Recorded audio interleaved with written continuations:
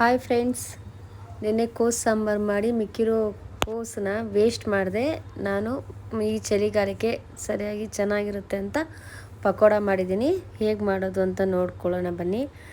ನಾವು ಕಟ್ ಮಾಡಿರೋ ಕೋಸು ಇರುತ್ತಲ್ಲ, ಅದಕ್ಕೆ 100 ಗ್ರಾಮ್ ಅಷ್ಟು ಅಕ್ಕಿ ಹಸಿಟ್ಟು, 1-2 ಸ್ಪೂನು ಕಡಲೆ ಹಸಿಟ್ಟು, ಮತ್ತು 1 ಸ್ಪೂನ್ ಖಾರದ ಪುಡಿ, ಮತ್ತು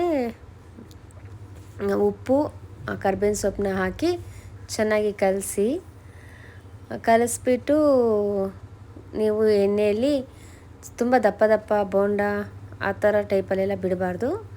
ಲೈಟಾಗಿ ಸ್ವಲ್ಪ ತೆಳುವಾಗೆ ಬಿಟ್ಬಿಟ್ಟು ಚೆನ್ನಾಗಿ ಕರೆದು ಎಣ್ಣೆಯಲ್ಲಿ ಎತ್ತಿದ್ರೆ ಕೋಸಿನ ಪಕೋಡ ರೆಡಿ. ಈ ಚಳಿಗೆ ಸಂಜೆ ಹೊತ್ತು ಟೀ ಜೊತೆ ಹೆಲ್ತಿಯಾದ ಕೋಸು ಪಲ್ಯ ತಿಂತಿದ್ರೆ ಅದ್ರ ಮಜಾನೇ ಬೇರೆ ಗೊತ್ತಾ.